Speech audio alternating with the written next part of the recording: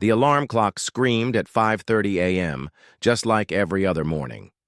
Dr. Lisa Morgan rolled out of bed with the same routine she'd followed for the past 8 years. Coffee first, then a quick shower, and straight to the animal clinic by 6:15 a.m. She liked being there before anyone else arrived. The quiet gave her peace. Walking through the glass doors of Portland Pet Care, Lisa felt that familiar sense of control wash over her. This place was hers. Every decision, every rule, every success came from her own hard work. No one could take this away from her, and that's exactly how she wanted it. The first patient of the day was a golden retriever named Buddy who had swallowed a sock. His owner, Mrs. Peterson, was crying and apologizing for not watching him closely enough. Lisa gently placed her hand on the woman's shoulder. "Don't worry about it. Dogs do silly things sometimes. We'll take good care of him," Lisa said with a warm smile that came naturally when dealing with worried pet parents. As she prepared Buddy for surgery, Lisa's assistant Jenny arrived with her usual morning chatter about her boyfriend troubles. Lisa half listened while focusing on her work, but something Jenny said made her pause. "I just don't understand why he won't commit. We've been together for 2 years, and he still acts like he's single when he's with his friends," Jenny complained while organizing the surgical tools. Lisa felt that familiar tightness in her chest, the same feeling she got whenever anyone talked about relationships, marriage, or building a life with someone. She pushed the feeling down and focused on Buddy's x-rays instead. "Maybe he's just not ready," Lisa replied quietly, not wanting to encourage more relationship talk. "But when will he be ready? I'm 28 already. I want to get married, maybe have kids someday. I can't wait forever," Jenny continued, oblivious to how uncomfortable her boss was getting. Lisa's hands worked automatically as she prepared the anesthesia. She'd heard this story 1,000 times before. Girl meets boy, girl falls in love, girl waits for boy to decide if she's worth keeping. It was the same story her mother had lived, through 3 times, and each time it ended with heartbreak and financial struggle. The surgery went smoothly, and soon Buddy was recovering with his grateful owner by his side. Lisa watched through the window as Mrs. Peterson hugged her dog, tears of relief streaming down her face. This was why she became a veterinarian. Animals gave unconditional love and never asked for more than food, shelter, and care.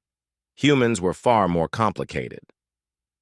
During her lunch break, Lisa sat in her office eating a salad while reviewing the afternoon appointments. Her phone buzzed, with a text from her best friend, Amy. "Coffee tonight? I have news to share." Lisa smiled despite herself. Amy was one of the few people who could drag her out of her comfortable routine. They'd been friends since veterinary school, and Amy was the only person who knew the real reason Lisa avoided serious relationships. That evening, they met at their usual coffee shop downtown. Amy was practically bouncing in her seat when Lisa arrived. "Okay, spill it. What's got you so excited?" Lisa asked, settling into the familiar worn leather chair across from her friend. "David proposed!" Amy squealed, holding out her left hand to show off a simple but beautiful ring. Lisa's stomach dropped, but she forced a smile onto her face. "That's wonderful, Amy. I'm so happy for you." And she was happy for her friend. Amy had found one of the good ones, if such a thing actually existed. David was kind, stable, and had been patiently proving his love for 3 years. But even watching their healthy relationship couldn't shake Lisa's deep-seated fear of trusting someone with her heart. "I want you to be my maid of honor," Amy said, reaching across the table to squeeze Lisa's hand. "I know this stuff makes you uncomfortable, but you're my best friend. I need you there." Lisa nodded, swallowing the panic that was rising in her throat. "Of course, I'd be honored." They spent the next hour discussing wedding plans, and Lisa did her best to seem enthusiastic. But inside, she kept thinking about her mother's 3 weddings and how hopeful she'd looked in each wedding photo. Her mother had believed in love, in promises, in the idea that this time would be different. And each time, she'd been left to pick up the pieces alone. Later that night, Lisa sat in her pristine apartment, looking out at the city lights. Everything in her space was exactly as she'd chosen it. Clean lines, neutral colors, no clutter. No reminders of failed relationships or broken promises. Just peace and order. Her phone rang, and her mother's name appeared on the screen. Lisa hesitated before answering. These calls usually meant drama. "Hi, Mom. How are you?" "Lisa, sweetheart, I have the most wonderful news." Her mother's voice was bright with excitement, and Lisa immediately felt dread creeping up her spine. "What's going on?"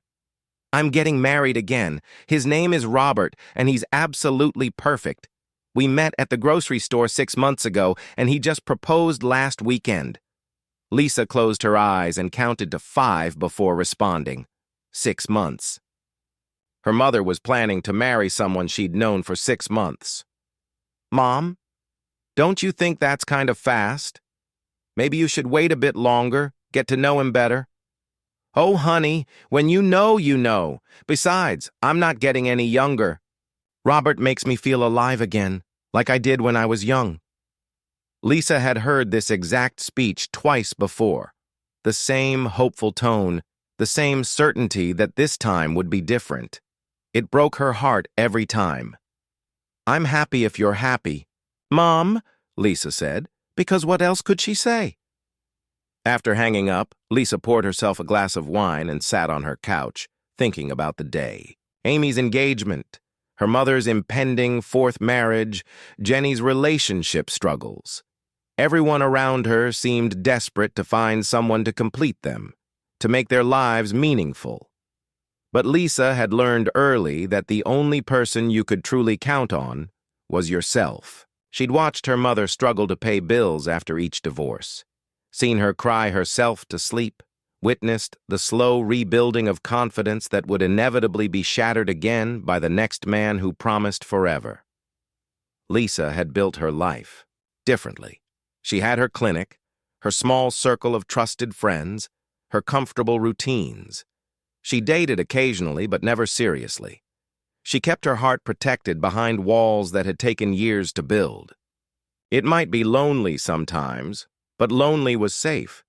Lonely meant never having to wonder if someone would leave her when things got difficult. As she got ready for bed, Lisa looked at herself in the bathroom mirror. At 32, she was successful, independent, and in control of her own destiny. She had everything she needed, and she'd convinced herself that wanting more was just asking for trouble. But sometimes, in quiet moments like this, she wondered what it would feel like to trust someone completely, to believe that love could last, that promises could be kept, that building a life with another person didn't have to end in heartbreak. She shook her head and turned off the light. Tomorrow was another day of helping animals and their families. Another day of the safe, predictable life she'd carefully constructed. And that was enough. It had to be. Part 2. An Unexpected Encounter. 3 weeks had passed since Amy's engagement news, and Lisa was still trying to process her mixed feelings about being maid of honor.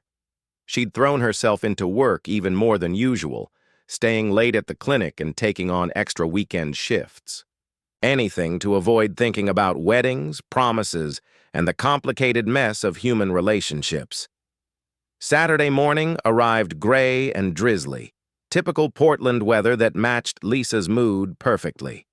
She'd volunteered to help at the city animal shelter's adoption event, something she did every few months when her guilt about her comfortable life got too heavy. At least she could help some homeless animals find families, even if she couldn't fix her own issues with trust and commitment. The event was set up in Pioneer Square, with colorful tents and banners, trying to create a cheerful atmosphere despite the gloomy sky. Lisa arrived early to help set up, grateful for the familiar routine of organizing supplies and preparing the animals for their big day. There's something calming about focusing on practical tasks when your mind is spinning with worries. Doctor. Morgan, thank goodness you're here, called Janet, the shelter coordinator, rushing over with a clipboard and a stressed expression. We've got a good crowd already, but I'm worried about Thunder. He's been so anxious since we brought him here. Lisa followed Janet to a large kennel where a beautiful German Shepherd mix sat hunched in the corner, his dark eyes scanning the crowd nervously. His coat was patchy, and she could see old scars along his legs. This was clearly a dog who'd been through some tough times. What's his story? Lisa asked, kneeling down to the dog's level and speaking in the soft voice she reserved. For frightened animals, he was found wandering downtown about 6 months ago. We think he might have belonged to someone who couldn't take care of him anymore, maybe someone who had to move or... Janet's voice trailed off, but Lisa understood. Sometimes people had to give up the things they loved most, even when it broke their hearts. As the morning progressed, Lisa found herself spending most of her time with Thunder. Families came and went, drawn to the puppies and smaller dogs that seemed more manageable. But Thunder remained in his corner, watching everything with intelligent eyes that seemed to understand exactly what was happening. Around noon, Lisa noticed a commotion near the information tent. An elderly man in a veteran's cap was talking animatedly, with one of the volunteers gesturing toward the smaller dogs. He seemed overwhelmed by all the choices, and Lisa could see the volunteer was getting frustrated trying to help him decide. I just need something quiet, the older man was saying. Something that won't remind me of the noise, you know? But also something that won't mind if I have bad days sometimes. Lisa was about to walk over and help when someone else stepped in. A tall man with dark hair and gentle eyes approached the veteran with a calm, patient presence that immediately caught Lisa's attention. He moved with purpose but without hurry, like someone who understood that some conversations couldn't be rushed. What kind of space do you have at home? She heard the stranger ask, his voice low and respectful. And are you looking for a walking companion or more of a couch buddy? Lisa found herself eavesdropping as the conversation continued. The stranger asked thoughtful questions and really listened to the answers, helping the older man think through what he actually needed rather than just pushing him toward any available animal. There was something professional about his approach, like he'd done this kind of careful assessment before. After about 15 minutes, they walked together toward a kennel housing a calm, middle-aged beagle named Rosie. Lisa watched as the stranger knelt down and gently introduced the veteran to the dog, explaining her personality and needs in simple, clear terms. Within minutes, it was obvious they were a perfect match. While the adoption paperwork was being completed, the stranger made his way over to Thunder's kennel. Lisa pretended to be busy organizing supplies, but she was actually watching to see how he'd react to the anxious German Shepherd. "Hey there, big guy," he said quietly, settling down on the ground a few feet away from the kennel. He didn't try to reach through the bars or make direct eye contact, just sat peacefully and let Thunder decide whether he was a threat or not. Lisa was impressed. Most people either ignored Thunder completely or tried too hard to win him over. This approach showed real understanding of how traumatized animals needed to be approached. "He's been through a lot," Lisa said, moving closer to the kennel. "We think he might have been abandoned or lost. He's very smart, but he doesn't trust easily." The man looked up at her with warm brown eyes and a slight smile. "Smart animals usually have good reasons for being careful. Sometimes the best ones are the ones who've learned that not everyone can be trusted." Something about the way he said it made Lisa think he wasn't just talking about dogs. There was a depth in his voice that suggested personal experience with being careful about trust. "I'm Jake, by the way," he said, standing up and extending his hand. "Jake Torres. I volunteer at the VA hospital, and I heard about the adoption event through some of the guys there." "Lisa Morgan," she replied, shaking his hand and noticing how steady and warm it was. "I'm a veterinarian. I help out here when I can." That's amazing. These animals are lucky to have someone with your expertise looking out for them. Lisa felt an unexpected flush of warmth at the compliment. She was used to being appreciated by pet owners, but something about Jake's acknowledgement felt different, more genuine somehow. They stood in comfortable silence for a moment, both watching Thunder, who had crept slightly closer to the front of his kennel. Lisa found herself studying Jake's profile, noticing the concentration in his expression as he observed the dog's body language. "You seem to know a lot about animal behavior," she said. "Do you have pets?" "Not currently, but I grew up on a ranch in eastern Oregon. We always had working dogs, and I learned early that you can't force trust. You have to earn it, and sometimes that takes patience." Just then, Thunder did something unexpected. He stood up and walked to the front of his kennel, pressing his nose against the chain-link fence near where Jake was standing. It was the first time all day that the dog had shown interest in any human. "Well, would you look at that?" Jake said softly, slowly extending his fingers toward the fence. Thunder sniffed carefully, then allowed a brief touch to his nose. Lisa felt her heart do something strange in her chest.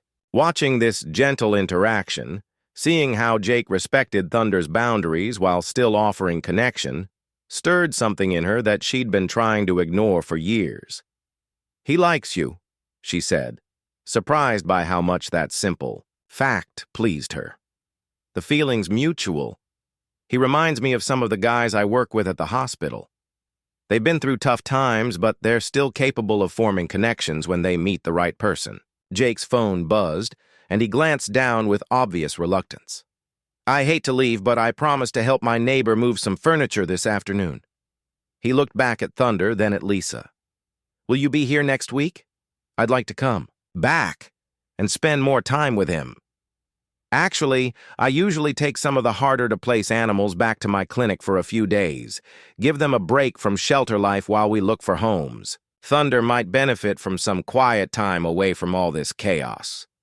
"That's incredibly kind of you." Jake's smile was genuine and reached his eyes. "Would it be okay if I stopped by to visit him? I know it's a lot to ask, but I think we made a real connection today." Lisa found herself nodding before her cautious brain could stop her. "That would be fine. Portland Pet Care on Morrison Street. We're closed on Sundays, but I'm usually there anyway." As Jake walked away, Lisa realized she was watching him go with more interest than she'd felt about anyone in years. There was something about his quiet confidence, his patience with both Thunder and the elderly veteran, that challenged everything she thought she knew about men and their motives. Thunder pressed against the kennel fence again, looking in the direction Jake had gone, and Lisa made a decision that surprised even her. "Come on, boy. Let's get you out of here and somewhere quiet where you can rest." As she loaded Thunder into her car, Lisa couldn't shake the feeling that something had shifted in her carefully ordered world. For the first time in years, she was actually looking forward to Sunday. Part 3. Slowly breaking down. Sunday morning arrived with unexpected sunshine, and Lisa found herself checking her appearance in the bathroom mirror more times than usual. She told herself it was just professional courtesy, making sure she looked presentable for any unexpected visitors. But deep down, she knew she was hoping Jake would actually show up to visit Thunder. At the clinic, Thunder had settled into the quiet recovery room better than she'd expected. He was still cautious, but the constant noise and activity of the shelter had clearly been stressing him out. In the peaceful environment of her clinic, she could see glimpses of the confident, intelligent dog he used to be. Around 10 in the morning, she heard a gentle knock on the front door. Through the glass, she could see Jake holding 2 coffee cups and what looked like a bag of pastries. Her heart did that strange, fluttering thing again, and she had to take a deep breath before opening the door. "I hope you don't mind the surprise visit," Jake said with that warm smile she'd been thinking about more than she cared to admit. "I brought coffee as a thank you for letting me see Thunder. I wasn't sure how you liked it, so I got it with just a little cream." That's perfect, actually. Thank you. Lisa accepted the cup gratefully, noticing how he'd paid attention to details even during their brief conversation yesterday. Most people would have just grabbed whatever was convenient. "How's he doing?" Jake asked, following her toward the back of the clinic. "Much better. I think the quiet space is helping him relax. He even ate a full breakfast this morning, which is more than he managed at the shelter." When they reached the recovery room, Thunder immediately stood up and walked to the front of his temporary kennel, tail wagging slightly at the sight of Jake. It was remarkable progress for a dog who'd been cowering in corners just yesterday. "Hey there, buddy," Jake said softly, settling into a chair nearby. "You're looking more comfortable already." Lisa watched as Jake patiently worked with Thunder, offering treats through the kennel bars and speaking in low, encouraging tones. There was something almost therapeutic about his approach, and she found herself curious about his background. "You mentioned working at the VA hospital," she said, settling into another chair with her coffee. "What do you do there?" "I'm a counselor, specifically working with veterans dealing with adjustment issues after deployment. A lot of the guys I work with have been through traumatic experiences, and they struggle with trusting people again." He glanced at Thunder meaningfully. "There are a lot of similarities between helping traumatized animals and helping traumatized humans." Lisa felt something click into place. That explained his patient approach, his understanding of boundaries, the way he seemed to instinctively know not to push too hard or too fast. "That must be challenging work," she said. "How did you get into it?" Jake was quiet for a moment, considering his answer. "I served 2 tours overseas myself, came back with my own set of issues to work through. Once I got the help I needed, I wanted to make sure other guys had the same support system. Sometimes the hardest part isn't the trauma itself, but learning how to trust the world again afterward." The honesty in his voice made Lisa's chest tighten. She recognized that feeling of being careful about trust, though her reasons were different from his. She found herself wanting to share something real in return. "I understand that more than you might think," she said quietly. "Not the military part, but the trust issues. I've seen too many people get hurt by trusting the wrong person at the wrong time." Jake looked at her with those perceptive eyes, and she had the uncomfortable feeling that he could see right through her carefully constructed walls. "Your family?" he asked gently. Lisa nodded, surprised by her own willingness to open up. "My mother has been married 3 times. Each time she was completely convinced it would be different, that this man would be the one who stayed. And each time, she ended up heartbroken and struggling to put the pieces back together. That's tough to watch, especially as a kid. It makes sense that you'd be cautious about relationships." The fact that he didn't try to argue with her logic or convince her that not all men were the same was somehow more comforting than any reassurance would have been. He simply acknowledged her experience without judgment. They spent the next hour talking while Jake worked with Thunder. The conversation flowed naturally from serious topics to lighter ones. Lisa learned that Jake had grown up on his family's cattle ranch, that he'd joined the army partly to see the world and partly to prove something to himself, and that he'd discovered a talent for helping others work through difficult emotions. In return, she found herself sharing stories about veterinary school, about building her practice from nothing, about the satisfaction of healing animals who couldn't speak for themselves but showed their gratitude in other ways. "It sounds like you've built something really meaningful here," Jake said, looking around the clinic with obvious admiration. "You should be proud of what you've accomplished." Lisa felt a warmth spread through her chest at his words. Most people saw her success as a given, something that had just happened naturally. But Jake seemed to understand the work and sacrifice that had gone into building her independent life. As the afternoon wore on, Jake's visits became a regular thing. He'd stop by on Sunday mornings, sometimes bringing coffee, sometimes bringing homemade sandwiches from a deli near his apartment. They'd work with Thunder together, and Lisa began to see how effective Jake's patient approach really was. Thunder was transforming before their eyes. The anxious, cowering dog from the shelter was becoming more confident each day. He started approaching the front of his kennel when they arrived, began taking treats directly from their hands, and even allowed gentle petting through the bars. More. Surprisingly, Lisa found herself transforming too. She looked forward to Jake's visits more than she wanted to admit. Their conversations had deepened from polite small talk to real exchanges about their hopes, fears, and experiences. She discovered that Jake had the same dry sense of humor she did, that he was genuinely interested in her work, and that he listened to her opinions without trying to fix or change them. 3 weeks into their Sunday routine, something shifted. Jake was working with Thunder, who had progressed to the point where they could let him out of the kennel for supervised visits in the examination room. The dog was lying peacefully between them, finally relaxed enough to enjoy simple human contact. "I've been thinking," Jake said quietly, scratching behind Thunder's ears, "about what makes someone ready to trust again after they've been hurt." Lisa looked up from the medical chart she'd been updating. "What conclusion did you reach?" "I think it's not about finding someone who can't hurt you, because that person doesn't exist. It's about finding someone who's worth the risk of being hurt. Someone who'll work as hard to earn trust as you work to give it." The words hung in the air between them, and Lisa felt her heart start beating faster. She had the distinct impression that Jake wasn't just talking about Thunder anymore. "That's a scary thought," she said honestly. "The best things usually are," Jake replied, meeting her eyes with a gentle smile. Thunder chose that moment to stand up and walk over to Lisa, resting his head on her knee with complete trust. The gesture was so simple, but it carried the weight of all the progress they'd made together.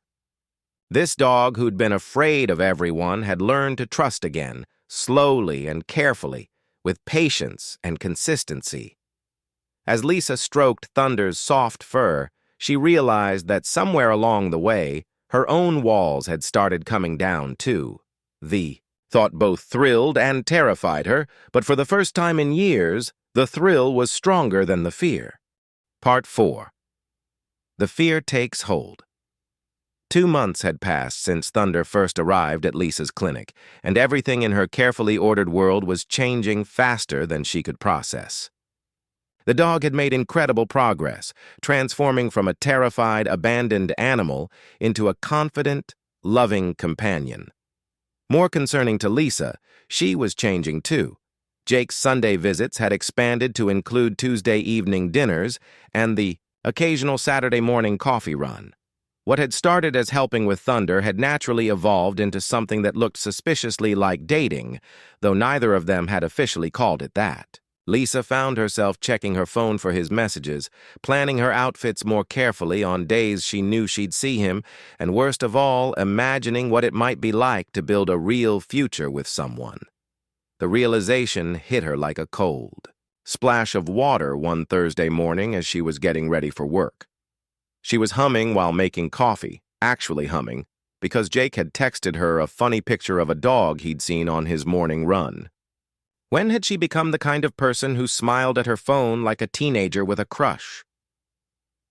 That same morning brought an envelope with her mother's return address, which Lisa opened with her usual sense of dread. Inside was a formal wedding invitation, elegant cream cardstock with gold lettering announcing the upcoming marriage of her mother to Robert Chin. The date was set for 6 weeks away, and there was a handwritten note asking Lisa to arrive a few days early to help with preparations. Lisa sank into her kitchen chair, staring at the invitation. Her mother's 3rd wedding, and Lisa was expected to show up and smile and pretend this time would be different. The familiar knot of anxiety formed in her stomach as memories of the previous 2 weddings flooded back. The hope in her mother's eyes, the promises made, the inevitable disappointment that followed. At work that day, Lisa found herself distracted and irritable. When Jenny mentioned that her boyfriend had finally brought up the possibility of moving in together, Lisa's response was harsher than intended. "Just be careful," Lisa snapped, updating a patient chart with unnecessary force. Moving in together is usually the beginning of the end. Once they have everything they want, they start looking for reasons to leave. Jenny looked hurt and confused. But Dr. Morgan, I thought you'd be happy for me. You've been in such a good mood lately. And with Jake coming around so much, I figured you were starting to understand how nice it can be to have someone special. The comment stopped Lisa cold. Jenny had noticed. If her assistant could see how much Lisa was changing, how far she'd let her guard down, then it was worse than she thought.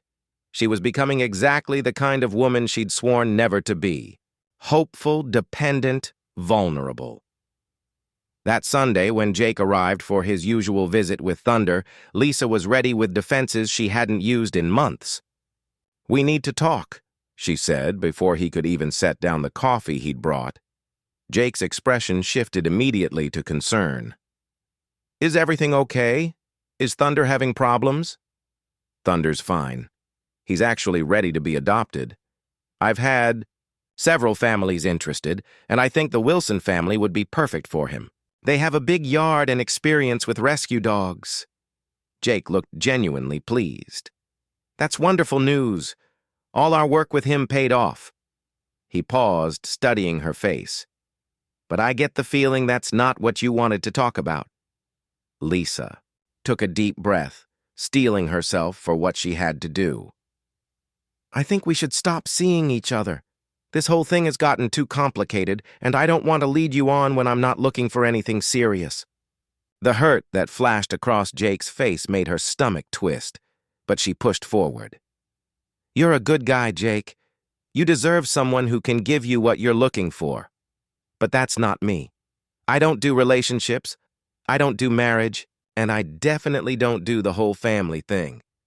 Jake was quiet for a long moment, processing her words. "Can I ask what changed?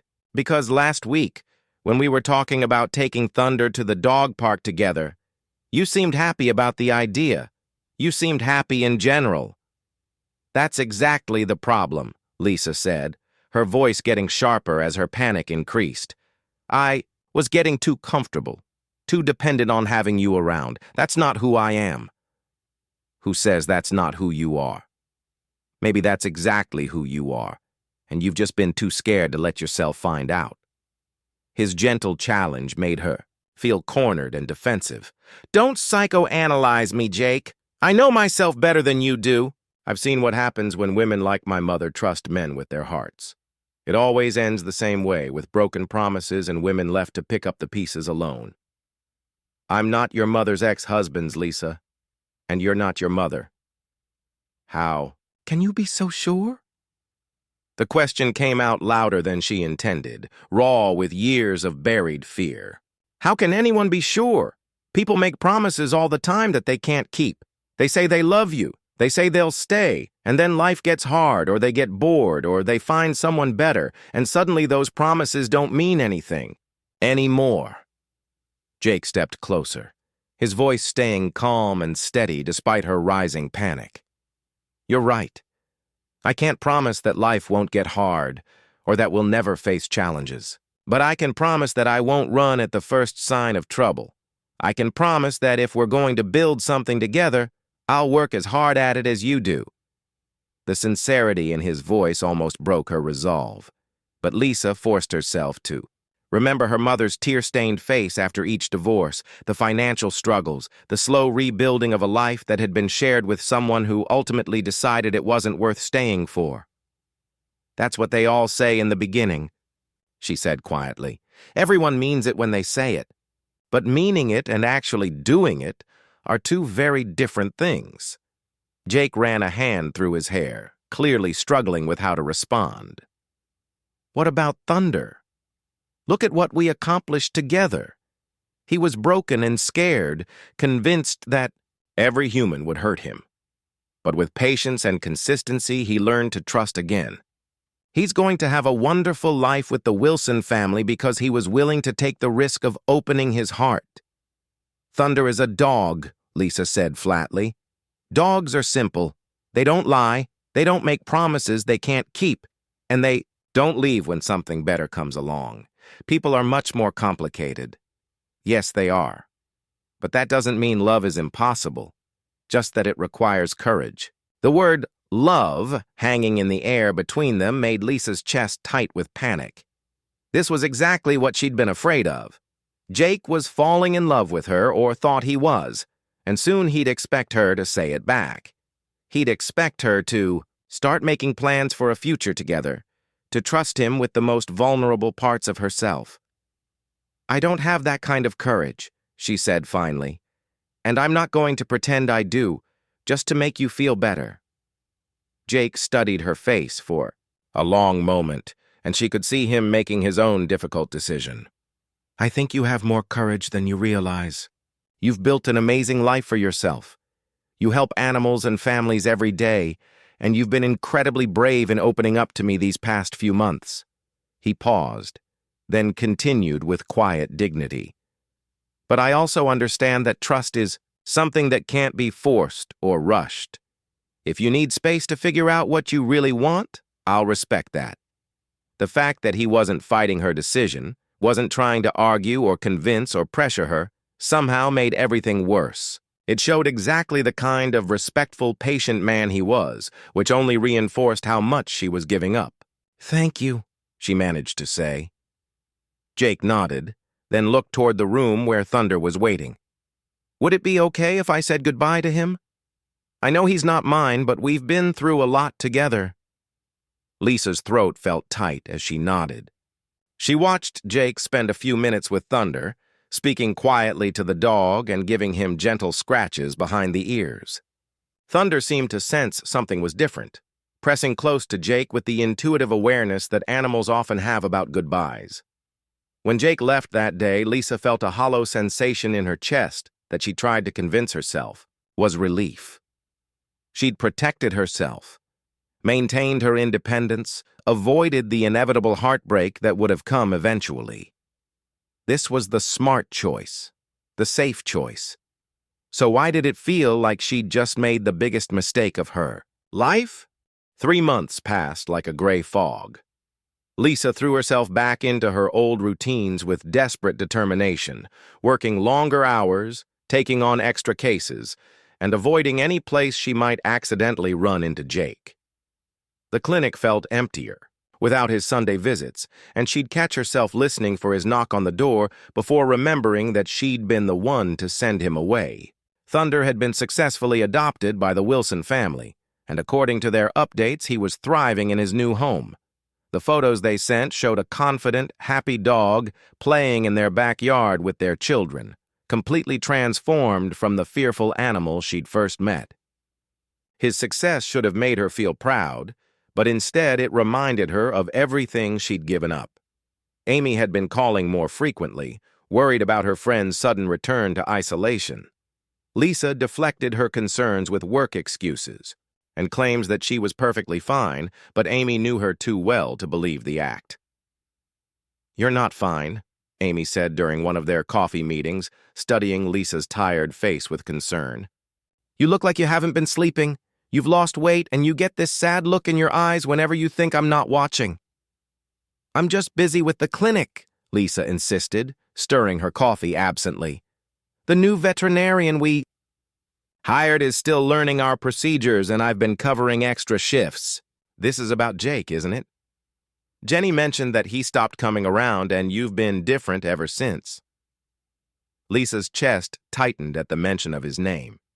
She'd successfully avoided thinking about him for whole hours at a time, but hearing his name brought back the memory of his patient smile and the way he'd respected her decision even when it clearly hurt him. "There was nothing serious between us," Lisa said, but her voice lacked conviction. "It was just casual friendship that ran its course." Amy leaned forward, her expression serious. "Lisa, I've known you for 8 years, and I've never seen you light up the way you did when you talked about him. Whatever happened between you two wasn't casual, and pretending it was isn't going to make you feel better." That conversation stayed with Lisa for days, picking at the edges of the protective numbness she'd wrapped around herself. She tried to focus on preparing for her mother's wedding, shopping for an appropriate dress and making travel arrangements, but everything felt mechanical and hollow. The week before the wedding, Lisa flew to her hometown in California. She'd been dreading the trip, expecting to spend several days listening to her mother's excited wedding plans while fighting down her own cynicism about marriage and love. But when she arrived at her childhood home, something was different. Her mother seemed calmer than Lisa remembered, more grounded. Instead of the frantic excitement that had characterized her previous engagements, there was a quiet contentment about her that Lisa found unexpected. "You look happy, Mom," Lisa said as they sat in the kitchen that evening, sharing tea and catching up. "I am happy, sweetheart. Really, genuinely happy for the first time in years." Lisa studied her mother's face, noting the peaceful expression and the absence of the nervous energy that usually accompanied her romantic relationships. "What's different this time?" Her mother was quiet for a moment, considering the question seriously. "I think the difference is that I'm not looking for Robert to complete me or fix the parts of my life that feel broken. I've learned to be content on my own, and now I'm choosing to share that contentment with someone who adds to it rather than depending on him to create it." The words hit Lisa like a revelation. This wasn't the desperate, hopeful woman she remembered from the previous weddings. This was someone who had learned the difference between needing someone and choosing someone. "How did you figure that out?" Lisa asked quietly. "Therapy, mostly, and time. After the last divorce, I was so tired of the pattern I kept repeating that I finally decided to work on understanding why I kept making the same mistakes." Her mother reached across the table and squeezed Lisa's hand. "I know my choices affected. You too, honey. I know they taught you to be afraid of love and commitment." Lisa felt tears threatening for the first time in months. "I just don't want to end up like—" She stopped herself, realizing how harsh that sounded. "Like me?" Her mother smiled sadly. "I understand that fear. But Lisa, being afraid to love isn't really protecting you from pain. It's just guaranteeing that you'll live with a different kind of pain instead." The wedding day arrived bright and sunny, and Lisa found herself genuinely moved by the ceremony. Robert was clearly devoted to her mother, but more importantly, her mother seemed genuinely happy and secure in her own skin. This wasn't a woman grasping desperately at love, but someone making a thoughtful choice about how to spend the rest of her life.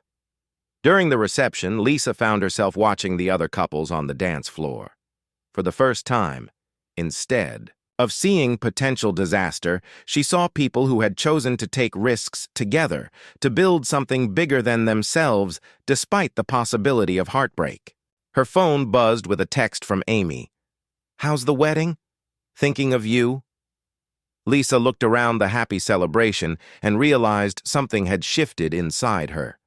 The fear was still there, but it no longer felt like the strongest emotion in her chest. For the first time in months, she felt something else rising to the surface: regret. She thought about Jake's patient smile, his gentle way with Thunder, the conversations that had made her feel understood and valued. She thought about how he'd respected her decision to end things, even when it was clearly painful for him. Most of all, she thought about the way he'd made her feel like being vulnerable might be worth the risk. On the flight home, Lisa made a decision that terrified and excited her in equal measure. She was going to find Jake and tell him the truth. That she'd been scared, that she'd made a mistake, and that she wanted to try again if he was willing.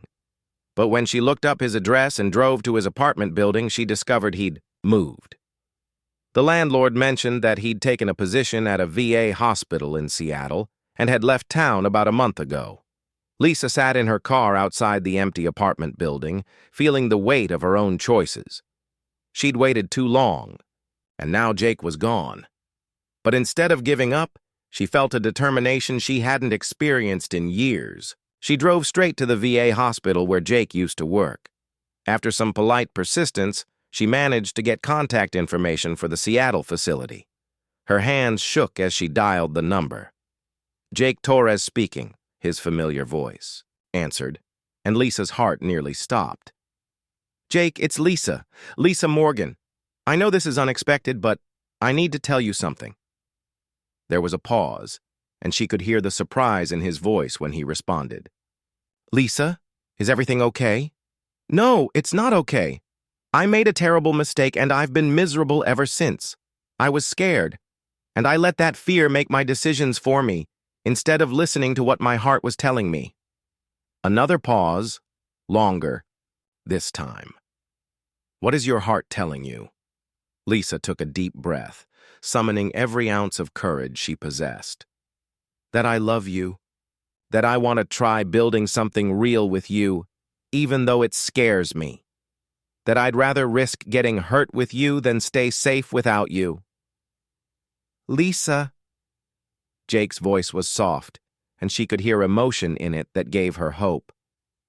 I know I hurt you, and I know you've moved on with your life, but if there's any chance that you'd be willing to give us another try, I want to take it. I'm ready to be brave. You were always brave, Jake said quietly. You just needed time to realize it. And for what it's worth, I haven't moved on. I was hoping you'd figure out that what we had was worth fighting for. 6 months later, Lisa found herself in a place she never thought she'd be, planning a future with someone else. Jake had taken a position back in Portland, and they were taking things slowly, building trust day by day, just like they had with Thunder. The clinic had expanded to include a therapy animal program for veterans, a collaboration between Lisa's medical expertise and Jake's understanding of trauma recovery. They worked together naturally, each bringing their own strengths to help both animals and humans heal. Lisa still felt scared sometimes, but she'd learned the difference between healthy caution and paralyzing fear. She'd discovered that love wasn't about finding someone who couldn't hurt you, but about finding someone worth trusting with your heart. And every time she watched Jake patiently working with a frightened animal or a struggling veteran, she remembered why she'd fallen in love with him in the first place. He was someone who understood that trust was earned slowly, respected carefully, and treasured completely. Some risks, she'd learned, were absolutely worth taking.